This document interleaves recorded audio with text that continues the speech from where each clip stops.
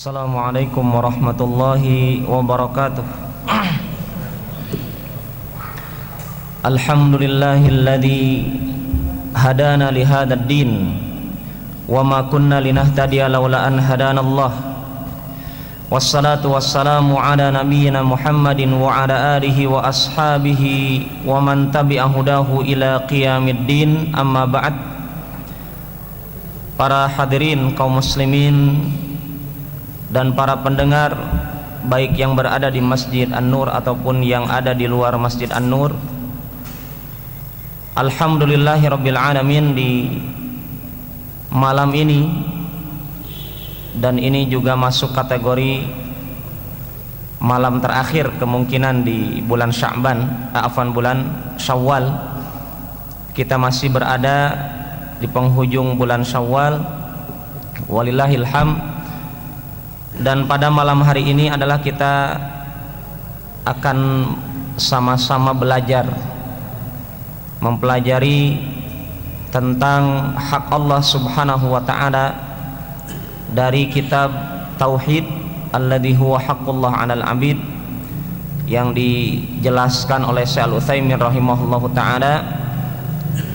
Dan pada pertemuan kali ini para jamaah, kita akan melanjutkan pembahasan kita masih dengan bab yang sama, bab pembahasan orang-orang yang siapa saja orangnya, karena kata man ini kalau kita dapatkan dalam Al-Quran ataupun hadis, demikian juga dalam perkataan orang Arab, ya, seperti sabda Rasulullah SAW, man kana yu'minu billahi wal yaumil akhir falyaqul khairan aw liyasmut. Barang siapa orang yang beriman kepada Allah dan beriman kepada hari akhir, hari dipertanggungjawabkan amalannya, maka hendaklah orang tersebut berkata yang baik, atau kalau tidak bisa maka diam. Ya, ini ada kata man, kata Rasulullah. Man di sini artinya apa? Kandungannya, maknanya apa? Umum. Mau laki-laki, mau perempuan, mau yang kecil, mau yang besar. Ya, orang tersebut masuk kategori berita dari sabda Nabi Muhammad SAW tadi. Artinya kata man ini mempunyai kandungan makna umum. Ya, kandungannya maknanya umum. Di sini juga penulis menyebutkan siapa saja orangnya, mau yang pernah mengenyam bangku sekolah, ya, karena kadang ada orang-orang yang gelarnya panjang tidak mau ditegur. Maka saya ingatkan ini, siapa saja yang punya gelar ataupun lagi nyari gelar, ataupun mungkin orang yang tidak punya gelar sekalipun, tapi dia mentaati ustadznya, mentaati kiainya, mentaati pemimpinnya, siapapun dia pemimpinnya, kelas teri, kelas kakap, internasional, nasional, daerah dan kota, desa dan seterusnya, hutan sekalipun, kalau itu pemimpin, dia taati pemimpinnya, tapi dalam perkara yang diharamkan oleh Allah, mestinya itu adalah diharamkan, dia halalkan karena kata pemimpin saya halal. Atau sebaliknya, ya, kata Allah dihalalkan, dia haramkan. Maka orang yang berbuat seperti itu, mentaati pemimpinnya seperti itu, ya, dia telah menjadikan pemimpinnya yang dari kalangan makhluk Allah ini menjadi tandingan Allah. Berarti pembahasan kita jelas, memperbaiki kondisi kita dengan Allah, agar Allah mau memperbaiki kondisi kita di hadapan Allah. Ya, ini hak Allah Subhanahu wa ta'ala. Dalil yang disebutkan selanjutnya oleh Syekh Muhammad ibn Abdul Wahhab rahimahullah adalah hadis riwayat Imam Ahmad dan Imam At-Tirmidzi, dan hadis ini dihasankan oleh Imam At-Tirmidzi. Hadisnya adalah an Adi ibn Hatim, ya, dari sahabat Adi bin Hatim kita pernah mendengar sahabat Adi ibn Hatim. Beliau ini seorang sahabat yang dulunya beragama Nasrani. Jadi kita dapatkan para sahabat pun dulunya tidak muslim, ya. Jadi kalau kita dapatkan ada orang Islam saat ini, Pak Ustadz itu dulu Kristen, ya kita katakan alhamdulillah mantan Kristen. Yang berbahaya adalah mantan Islam, ya. Kita mesti bersyukur karena Adi bin Hatim pun bersyukur, ya. Bahkan dalam sejarahnya beliau ini masuk Islamnya disebutkan di tahun 9 Hijriah. Artinya apa, Pak? Masa waktu yang tidak lama, ya. Rasulullah SAW meninggal dunia tahun 11 Hijriah. Abu Hurairah kemarin kita sebutkan tahun berapa, Pak? 7 Hijriah, ya. Artinya masa yang sebentar, tetapi sudah merupakan keistimewaan bagi Adi bin Hatim karena beliau bukan sekedar umat Islam yang biasa, beliau adalah sahabat Nabi di dunia dan di akhirat. Sudah ada jaminan, ya, sudah ada jaminan. Setiap sahabat Nabi Muhammad SAW pasti menjadi sahabat di dunia dan sahabat di akhirat. Karena orang munafik di zaman Nabi Muhammad bukan sahabat, ya. Yang dikatakan sahabat itu adalah orang-orang yang hidup bersama Nabi dalam keadaan beriman, meninggal pun dalam keadaan beriman, ya. Ini Adi bin Hatim. Dan diantara ungkapan beliau yang sangat terkenal, ya, ungkapan beliau yang sangat terkenal apa, Pak? Ma min syai'in, ya, tidaklah ada sesuatu ahabbu ilayya min an usalliya fil jamaah. Jadi beliau itu tidaklah ada sesuatu yang paling aku cintai kecuali aku itu senang kalau sholat berjamaah. Jadi beliau kalau mendengar adzan itu sangat rindu dengan sholat. Ini diantara ungkapan Adi bin Hatim. Dan Adi bin Hatim mantan orang Nasrani. Beliau katakan annahu sami'an nabiyya sallallahu alaihi wasallam yaqra'u hadhil ayat. Pernah suatu saat Adi bin Hatim radhiyallahu an mendengar Nabi kita Muhammad sallallahu alaihi wasallam sedang melantunkan ayat ini. Jadi ini pun ikhwan, kalau kita lihat kisah ini ada faidahnya. Apa itu? Hikmahnya apa? Kira-kira kita ini kalau ada saudaranya membaca ayat Al-Quran sedemikiankah seperti Adi bin Hatim? Apa itu? Direnungi ayat yang dibaca saudaranya. Kalau kita kan tidak. Seringnya umat Islam, ya, semoga tidak semuanya dan semoga kita juga tidak termasuk di dalamnya, ada orang baca ayat Al-Quran, dia duduk di sampingnya untuk apa?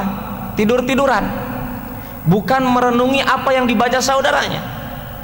Maka tolong ikhwan, mulai saat ini tujuan kita menyampaikan kisah Adi bin Hatim ini karena di dalam kisah ini ada pelajaran. Apa itu?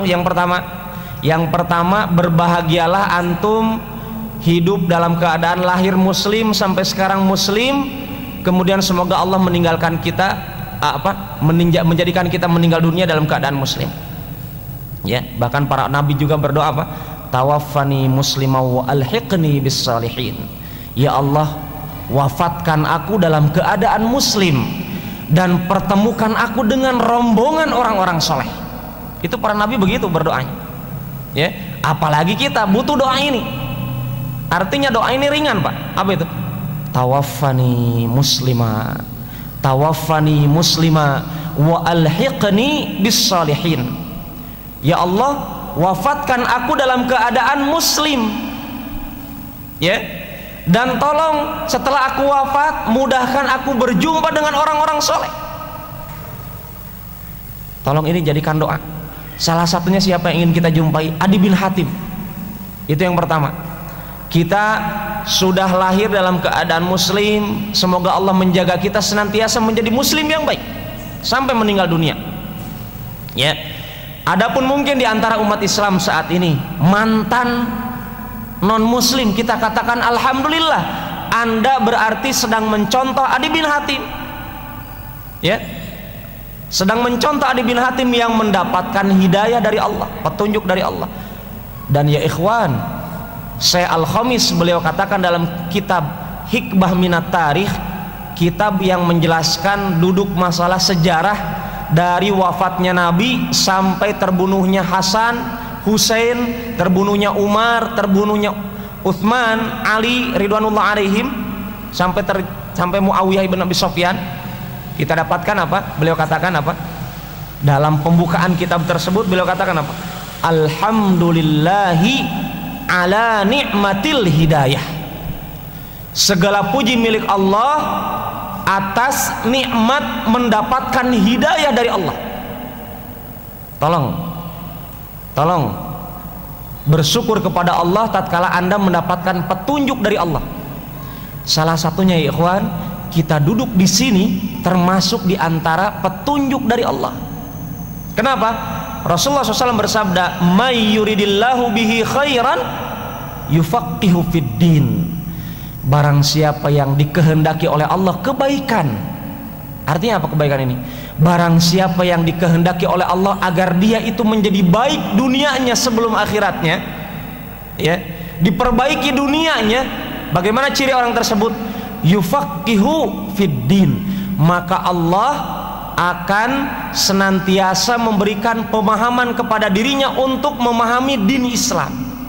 Maka duduknya Anda di sini sebagai bukti Allah Maha Hidup. Allah sedang memberikan petunjuk kepada diri-diri kita untuk mendengarkan kajian ini. Dan jelas ini petunjuk dari Allah. Ya. Fa ikhwan, ini PR besar dari kisah ini adalah, tolong ketika kita mendengar ayat tertentu, kira-kira apa pesan apa yang bisa kita pahami dari firman Allah ini yang didengar oleh kita tatkala saudara kita membacanya. Taib, PR besar. Ya. Kemudian Rasulullah melantunkan ayat Al-Quran, didengar oleh Adi bin Hatim. Ya. Adi bin Hatim mantan Nasrani. Rasulullah mengatakan, melantunkan surat At-Taubah ayat 31. Dan kita tahu surat At-Taubah satu-satunya surat dalam Al-Quran yang tidak dicantumkan bismillah. Maka tolong diingat para jamaah kaum muslimin yang dimuliakan oleh Allah Subhanahu wa taala, ketika kita membaca surat At-Taubah dilarang keras baca bismillah. Saya katakan dengan tegas, dilarangnya tidak lembek, dengan keras. Kenapa? Karena umat Islam sering pakai logika. Masa surat Al-Fatihah saya pakai bismillah, masa surat Al-Baqarah saya pakai bismillah, giliran At-Taubah pun mesti pakai bismillah. Itu logika. Dan Ali bin Abi Thalib sudah menjawab, "Lau kana dinu birra'yi lakana asfalal khuf aula bituhri min a'laha." Ya, seandainya ajaran Islam itu ditetapkan dengan logika, dengan akal pikiran kita, hukum Islam itu ditetapkan dengan akal, maka lebih pantasnya sepatu kita itu yang dibersihkan bagian bawahnya, kata beliau, daripada atasnya. Padahal kata Ali bin Abi Thalib, demi Allah, aku telah melihat, menyaksikan sendiri dengan mata kepalaku, Rasulullah SAW mengusap sepatunya bagian atasnya, bukan bawahnya. Ini menunjukkan ajaran Islam pakai cara Nabi. Ya, ibadah Islami adalah caranya Rasulullah. Demikian juga tatkala mau membersihkan sepatu itu yang diusap bukan bawahnya tapi atasnya. Kenapa mesti atasnya?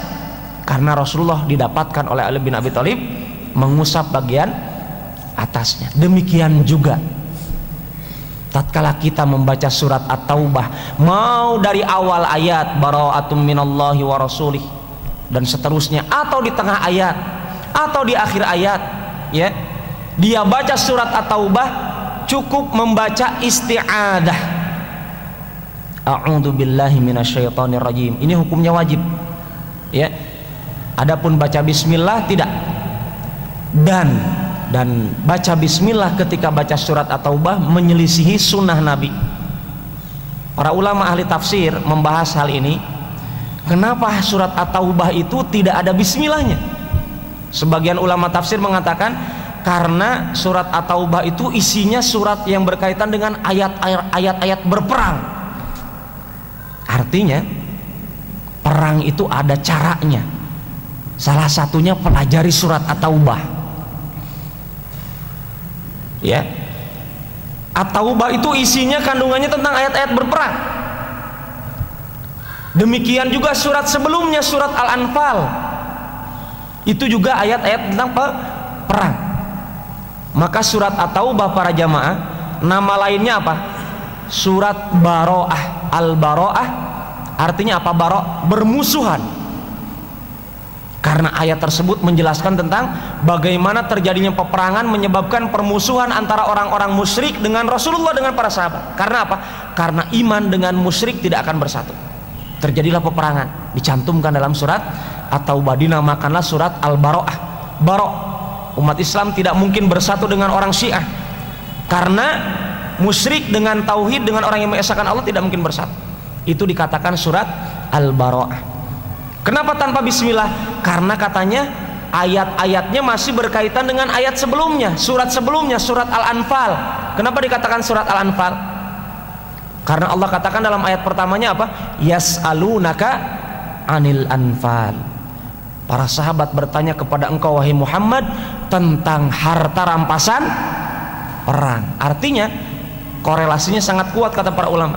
Surat Al-Anfal tentang perang, surat At-Taubah tentang perang, maka tidak diperlukan baca bismillah karena masih seakan-akan satu surat. Tetapi ini adalah ijtihad para ulama tafsir. Mana yang kuat Pak Ustadz? Yang dikuatkan oleh para ulama adalah dikarenakan Allah tatkala menurunkan surat At-Taubah ini memerintahkan kepada malaikat Jibril pernah membacakan bismillah. Demikian juga Jibril kepada Rasulullah SAW juga tidak pernah membaca bismillah. Demikian juga Rasulullah SAW kepada para sahabat tidak membaca bismillah. Maka kita pun demikian. Begitu caranya. Artinya jawabannya jelas. Kenapa kita tidak baca bismillah ketika membaca surat At-Taubah? Karena Rasulullah tidak diajarkan. Itu saja selesai. Rumusnya gampang. Islam itu mudah. Sebagaimana kita bahas kemarin, umat Islam saja sulit-sulitan. Ya, ini yang akan kita bahas pada kesempatan kali ini. Ayat dari surat At-Taubah 31 ini didengar oleh Adi bin Hatim. Ittakhadhu ahbarahum wa ruhbanahum arbaban min dunillah. Jadi Adi bin Hatim, mantan orang Nasrani, ya, disindir oleh ayat ini. Apa itu? Seakan-akan beliau masa lampaunya teringat kembali. Apa itu? Allah katakan dalam surat ini, ittakhadhu, mereka itu, kata Imam Ibnu Utsaimin, mereka itu ini kembalinya kepada orang Nasrani saja atau kepada orang Yahudi juga? Ya, kalau bapak-bapak membaca ayat sebelumnya, kata Syekh Utsaimin, pendapat yang terkuat adalah ayat ini kembali kepada orang Yahudi plus orang Nasrani, tidak hanya orang Nasrani. Ya, ittakhadhu ahbarahum, mereka itu orang-orang Yahudi, orang-orang Nasrani, ya, telah menjadikan ahbarahum, ulama-ulama mereka, ustad-ustad mereka, kiai-kiai mereka, habib-habib mereka, petinggi-petinggi agama mereka, waruhbanahum. Siapa ruhban? Ahli-ahli ibadah mereka. Jadi tidak ada yang selamat. Manusia itu kalau dalam suatu komunitas agama pastinya ada petinggi agama, ada yang ngikuti. Itu tidak selamat. Ya. Kata Allah apa? Mau ulamanya, mau ahli ibadahnya, oleh orang-orang Yahudi dan Nasrani telah dijadikan Rob, tandingan-tandingan selain Allah. Siapa yang mendengarin? yang mendengar mantan orang Nasrani Adi bin Hatim radhiyallahu anhu. Bisa dipahami Pak? Ayat ini didengar oleh Adi bin Hatim, maka Adi bin Hatim mengatakan ke hadapan Rasulullah SAW, tabayun, meminta penjelasan, meminta tafsir ayat tersebut, karena beliau merasakan waktu dulu pernah menjadi orang Nasrani dan sekarang sudah Muslim, tapi diungkapkan oleh Allah lewat lisan Rasulullah bahwasanya orang Yahudi dan Nasrani menjadikan ulama dan ahli ibadah mereka tandingan Allah. Ya, maka Adi bin Hatim mengatakan, inna, beliau dengan tegas mengatakan, benar-benar kami ini lasna na'buduhum, seakan-akan apa Pak? Menolak ayat tersebut. Ya, kami ini, kata Adi bin Hatim, lasna na'buduhum, kami ini tidak pernah menyembah mereka. Karena kata Syekh Utsaimin, yang dipahami Adi bin Hatim, namanya definisi menyembah itu kalau ruku di hadapan ustadz atau di hadapan ahli ibadah, atau sujud di hadapan ustadz atau di hadapan ahli ibadah, itu baru dikatakan menyembah. Maka Adi bin Hatim dulu mantan orang Nasrani tidak pernah menyembah ustadz saya, pastor saya tidak pernah saya sembah, paus saya tidak pernah saya sembah, rahib saya tidak pernah saya sembah, ahli ibadah saya tidak pernah saya sembah.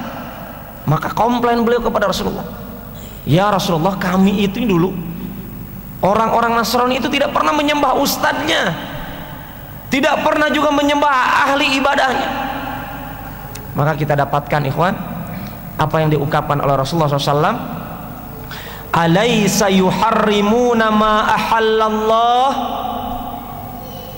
bukankah ustad-ustadnya orang Yahudi dan Nasrani, ya ulama-ulamanya orang Yahudi dan Nasrani, pemimpin-pemimpin agamanya Yahudi dan Nasrani, ahli ibadahnya Yahudi dan Nasrani, mereka itu senantiasa, bukan sekali, Rasulullah mengatakan dengan fi'il mudhari, senantiasa didapatkan, tidak hanya zaman dulu, zaman sekarang dan seterusnya, akan kita dapatkan pemimpinnya orang Yahudi dan Nasrani dan ahli ibadahnya Yahudi dan Nasrani akan senantiasa mengharamkan apa-apa yang dihalalkan oleh Allah. Apa contohnya? Contohnya sampai sekarang dan dari dulu dan sampai akan datang, orang-orang Nasrani kalau nikah secara hukum fikih mereka tidak boleh 2, 3 lebih, dan cerai tidak diperbolehkan. Makanya istrinya 1, ya. Antum sudah tahu terusannya, istrinya 1. Terusannya sudah antum tahu apa itu? Kerja sampingnya banyak, ya. Serongnya sama kanan kirinya lebih banyak daripada istrinya. Kenapa? Karena dibatasi oleh perkara yang diharamkan oleh ustadznya, yang kata Allah halal, kata mereka haram, ya. Dan kemarin nih ikhwan, kita jelaskan hadis Rasulullah riwayat Imam Bukhari Muslim, dengan tegas Rasulullah katakan, inna hadzal dina yusrun, sesungguhnya din Islam itu mudah, wala yushada hadzal din illa ghalabah, tidaklah ada orang yang berlebih-lebihan dalam dinnya, pasti dia akan hancur. Kenapa? Karena dia berlebihan. Orang berlebihan dalam din Islam, orang berlebihan dalam hidupnya, mengatur dirinya, pasti akan hancur kalau tidak mengikuti cara Islam. Pendeta, maaf, ya, paus diharamkan menikah, ternyata realitanya apa? Maaf, mantan biarawati yang pernah mampir ke rumah orang tua saya di Bandung, dia ceritakan, dikejar-kejar dia katakan apa? Itu pendeta itu pakaiannya berjubah, maaf katanya, kolornya saja melorot, tidak tahan melihat biarawati yang cantik jelita. Akhirnya dijulukilah Anak-anak hasil keturunannya dengan apa? Katanya keturunan Ibunda Maryam lebih mulia daripada anak hasil pernikahan umum. Karena apa? Sperma pendeta bertemu dengan biarawati. Woi, pakai logika, hancur ajaran suatu komunitas. Fa ikhwani fillah, ya, hati-hati kalau kita ini termasuk dipandang orang sebagai ahli ibadah. Hati-hati kalau diri kita itu merasa orang yang mempunyai ilmu agama. Hati-hati kalau kita itu mempunyai kedudukan di hadapan orang lain. Itu menjadi sarana setan yang sangat licik untuk memalingkan orang lain, menjadikan kita senjata agar orang lain berpaling dari jalan Allah. Kenapa? Tatkala kita ditanya tentang suatu perkara, kemudian perkara tersebut kata Allah halal, kata kita haram, atau sebaliknya. Kemudian kata Rasulullah, wa yuhilluna ma harramallah fatuhilluna. Ya. Kemudian mereka itu, ya, menghalalkan yang diharamkan oleh Allah, kemudian juga mereka menghalalkannya. Bisa dipahami, Pak? Yang ditaati saat ini siapa? Dengan kisah ini, para orang-orang Yahudi dan Nasrani ketika mendapatkan ulamanya, ahli ibadahnya. Di sini hikmahnya, pelajaran berharga. Hati-hati dengan orang yang ahli ibadah. Berapa banyak orang Islam pun demikian. Berapa banyak orang-orang yang ahli ibadah tapi ilmunya tidak ada, ibadahnya banyak. Kemudian ada orang awam yang tidak pernah belajar din Islam ataupun minim dengan ajaran Islam, melihat dia kayaknya ini ustadz, dimintailah fatwa ustadz. Itu pun orang juga dia jawab, tidak mengatakan tidak tahu. Akhirnya apa? Saling menyesatkan, ya, bukan mendapatkan jawaban yang benar. Maka ya ikhwan, tolong pesannya Imam Al-Ghazali, beliau katakan apa? Lau sakatan nasu bima la ya'lamu la sakatal khilaf. Seandainya manusia itu diam dari perkara yang dia itu tidak tahu, maka perbedaan dalam diri umat Islam itu akan diam. Tetapi kita dapatkan umat Islam baru tobat 1 hari, baru belajar 1 hari, 1 minggu dan seterusnya, tatkala dimintai fatwa kayaknya begitu hukumnya. Ya, fa ikhwani fillah, mesti kita berhati-hati. Kenapa? Karena itu menjadi sarana setan untuk memalingkan kita dari jalan Allah. Kemudian apa kata Rasulullah? Kata Adi bin Hatim, bala. Kalau begitu benar ya Rasulullah. Memang saya dapatkan zaman dulu ketika saya masih Kristen, masih Nasrani, ketika pendeta, ketika pemimpin agama, ketika ahli ibadah mengatakan halal dalam perkara yang diharamkan oleh Allah, kemudian kami ikuti, memang itu terjadi. Tatkala para ulama kami ataupun ahli ibadah kami zaman dulu ketika kami Nasrani, mereka katakan haram dalam perkara yang Allah halalkan, kemudian kami katakan haram karena kami dapatkan, kami dengar dari ulama kami begitu, dari ahli ibadah kami begitu. Maka kata Rasulullah, kalau sudah begitu adanya, fatilka ibadatuhum, itulah ibadah mereka.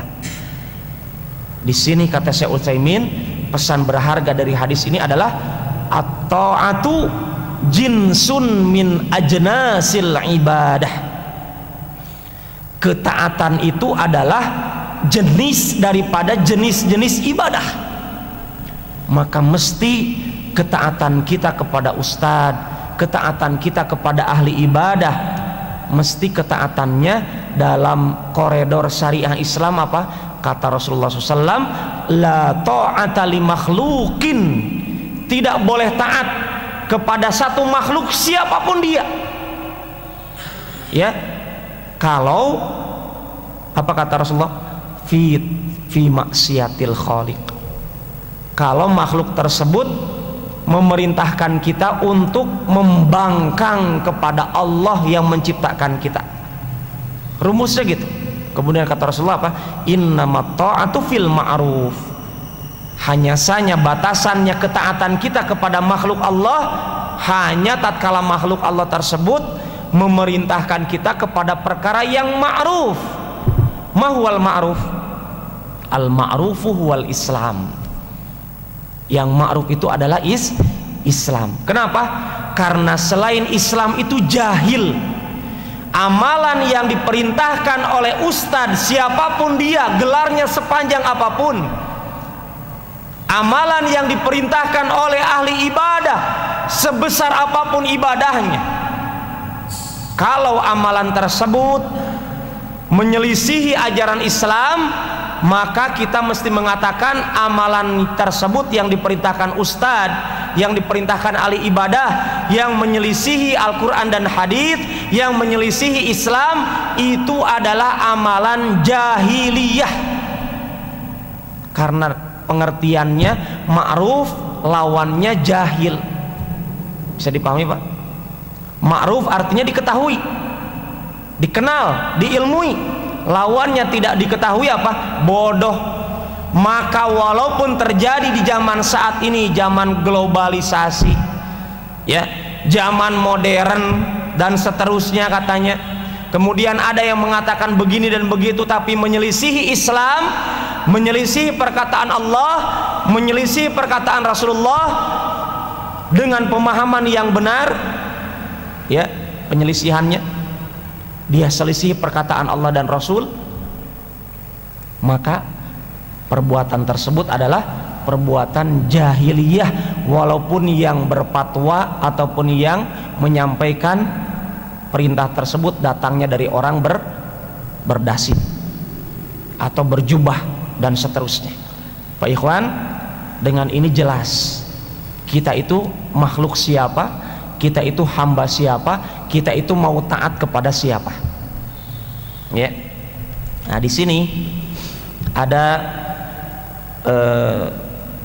pesan Imam Al-Utsaimin yang mesti saya sampaikan, sebagaimana janji saya kemarin. Alhamdulillah Allah takdirkan kita bisa melanjutkan. Beliau katakan, i'lam, ketahuilah, pahami ikhwan, ilmuilah, ya, fahami betul.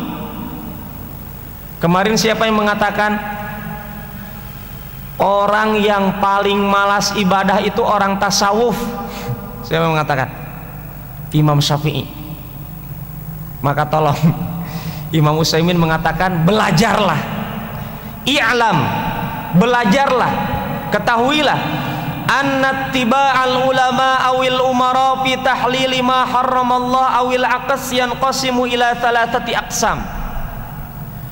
Ya, mengikuti ulama, mengikuti pemimpin dalam menghalalkan yang diharamkan oleh Allah terbagi tiga golongan orang. Artinya jangan langsung memponis, KAFIR. Mari kita lihat, ya, orang ketika menjadi bawahan orang lain, orang ketika menjadi memfigurkan ulama tertentu, pastinya dia akan mendengar, mentaati, betul tidak? Ya, baik dia ingin mencari manfaatnya atau ingin menghindari bahayanya dari mengingkari perintah mereka. Ada tiga kelompok orang ketika dia mentaati ulama atau pemimpin dalam perkara yang dihalalkan oleh ulama atau pemimpin, tapi perkara tersebut adalah yang diharamkan oleh Allah. Yang pertama, an yutabi'ahum fi dzalika radiyan biqaulihim muqaddiman lahu sakhitan li hukmillah. Golongan pertama, orang yang mentaati ulama, mentaati pemimpinnya dalam perkara yang menyelisihi Allah, tapi dia mentaatinya dengan bentuk hatinya ridho. Paham Pak ya? Hatinya ridho dengan yang diucapkan pemimpinnya.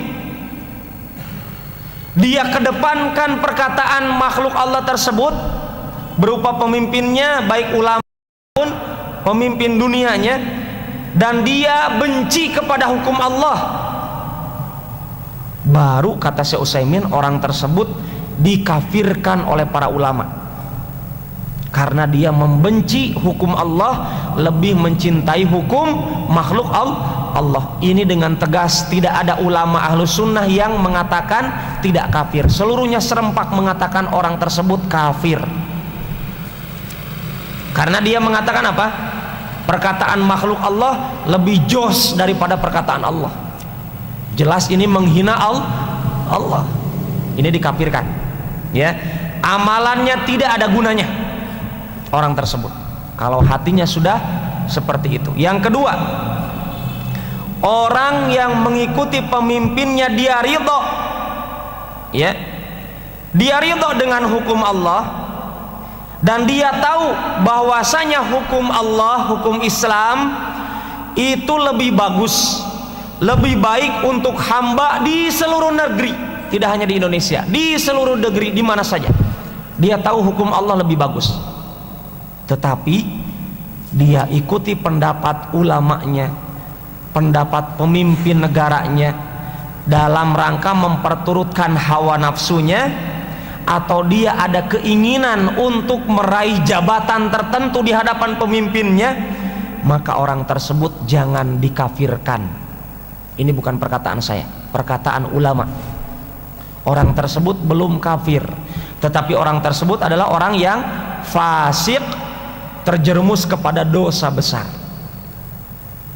Taib, ini yang kedua. Dia bermaksiat kepada Allah tapi dia tidak kafir. Dan ini yang sering terjadi di kalangan umat Islam di hadapan pemimpinnya. Ya, dan semoga kita tidak termasuk golongan yang kedua ini. Yang ketiga, ya, ada orang mengikuti pemimpinnya, ulamanya, ustadznya, habibnya, kiainya, petinggi agama, atau pemimpin negara, pemimpin suatu daerah yang dia menjadi bawahannya, dia ikuti pemimpinnya, tapi dia ikuti dengan bentuk kebodohannya. Dia jahil. Seluruh perintahnya pemimpin ditaati, mau yang halal padahal kata Allah haram, atau sebaliknya dia ikuti. Dia mengira itu hukum Allah, dan itu sering terjadi, betul. Berapa banyak ustadz berfatwa boleh padahal sebenarnya tidak boleh, Ji. Ya, banyak umat Islam dibodohi, termasuk sama orang-orang Syiah. Ya, diajak untuk mencintai ahlul bait dengan bentuk kebodohan dirinya. Artinya tolong ya, yang dilihat orangnya itu per individu ini. Kalau orangnya mengikuti orang tersebut karena kebodohan, artinya apa? Bukankah Rasulullah mengatakan kepada para sahabat, alaisa dawaul la'ayyi huwas su'al? Bukankah obatnya penyakit bodoh itu adalah bertanya? Artinya kalau orang merasa dirinya bodoh, tanyakan kepada ulama yang benar. Ustadz, saya dapatkan ustadz saya begini, betulkah itu? Mesti begitu caranya. Baru nanti dimintai dalil ustadz tersebut yang ditanya. Nah, baru tatkala dia sudah tahu, dia sudah tidak bodoh lagi dengan hukum tersebut.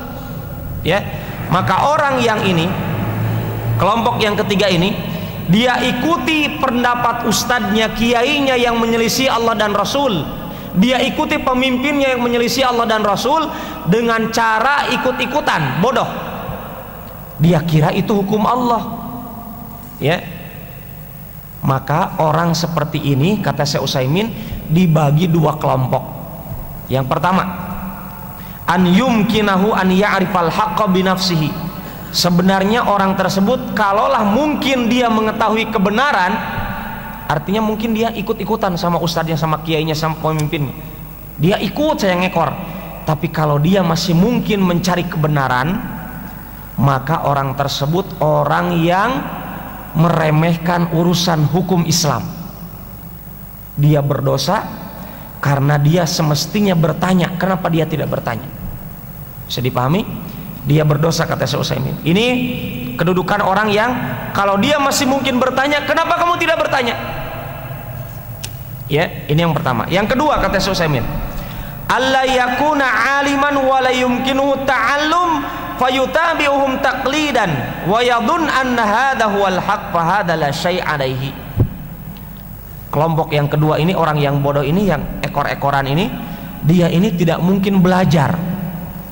Na'udzubillah kalau bapak-bapak termasuk kelompok ini. Saya katakan bapak-bapak yang hadir di sini tidak. Buktinya bapak-bapak ini hadir. Ya. Orang-orang yang kelompok ini, kata beliau, orang ini tidak mungkin belajar, tidak bisa belajar. Ya, tidak mungkin belajar, maka dia ngikut ngekor saja. Maka orang tersebut mengira, dikirain itu kebenaran sampai dia meninggal. Maka kata Syekh Utsaimin, di hadapan Allah dia adalah la syai' alaihi, dia tidak ada dosa. Ya, karena orang tersebut adalah orang yang bodoh, tidak mampu untuk mengetahui kebenaran. Ya, tapi kalau orang tersebut selama dia masih mungkin bertanya, maka mesti dia untuk bertanya. Ini yang dikatakan oleh Syekh Al-Utsaimin rahimahullahu ta'ala tentang ayat ini. Kemudian selanjutnya adalah berkaitan dengan, masih ada waktu insyaallah, orang yang berhukum dengan selain hukum Islam, selain Al-Quran dan hadis. Kita tahu ya, ayat-ayat dalam surat Al-Maidah berturut-turut, wa man lam yahkum bima anzalallahu faulaika humul kafirun, kemudian ad-dhalimun, kemudian al-fasiqun. Orang yang tidak mau berhukum dengan apa yang Allah turunkan kepada mereka, mereka orang-orang yang Allah juluki dengan kafir, dhalim, fasik. Tapi sebagian umat Islam terlalu terburu-buru memponis umat Islam, akhirnya dipukul rata. Seluruh PNS kafir, seluruh orang yang berhukum dengan selain hukum Allah kafir, seluruh negara yang dan seterusnya kafir. Gara-gara apa? Tidak berhukum dengan hukum Allah. Akhirnya seluruh orang di situ dikafirkan. Jelas ini adalah orang yang berlebih-lebihan. Dengan ayat ini dia tafsirkan dengan logika. Padahal kita tahu Ibn Abbas mengatakan dalam tafsir ayat ini kalimat kafir itu adalah kufrun duna kufrin. Demikian juga diikuti oleh para ulama muridnya Ibn Abbas seperti Atha, Tawus. Mereka katakan apa? Kufrun duna kufrin, dulmun duna dulmin, fiskun duna fiskin.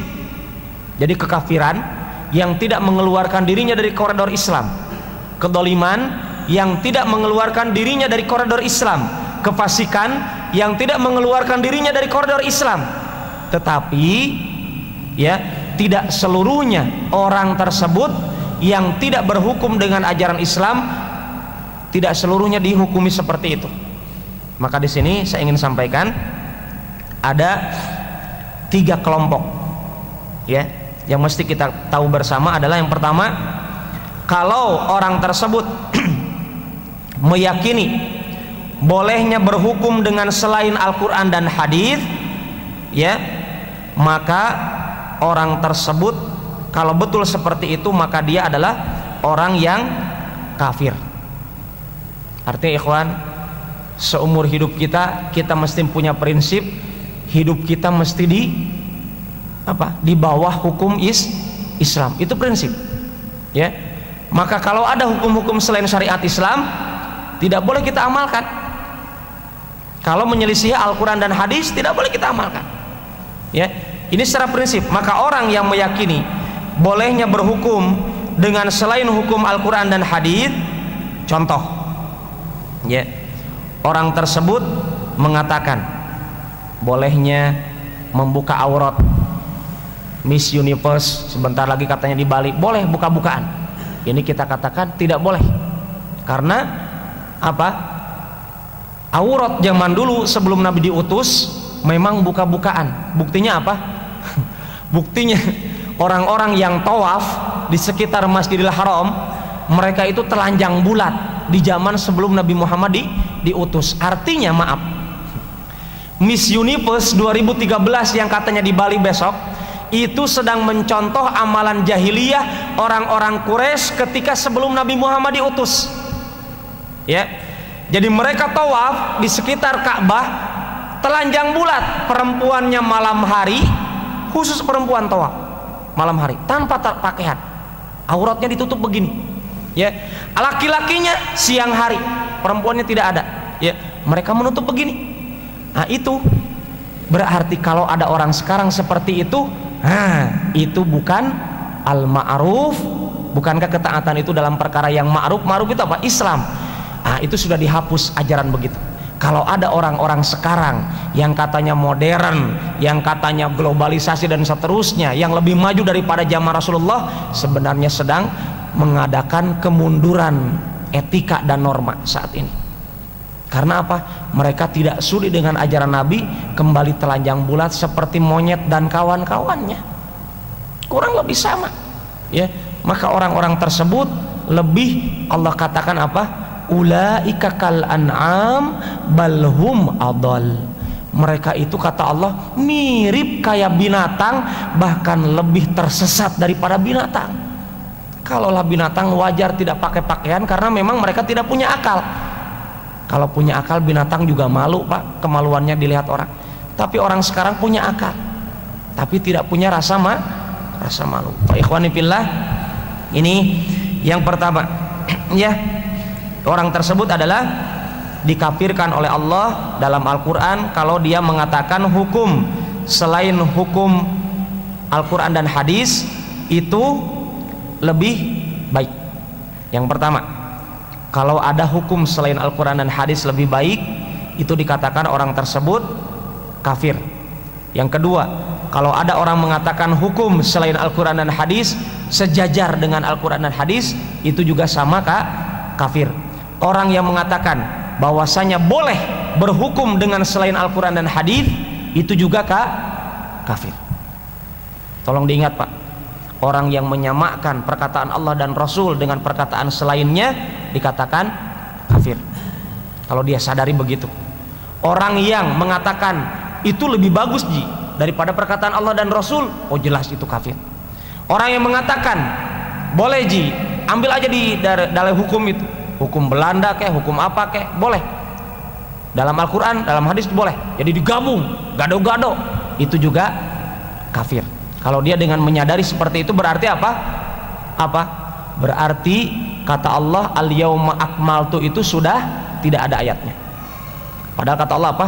Hari ini ajaran Islam telah sempurna, hukum Islam sempurna. Tapi orang Islam saat ini apa?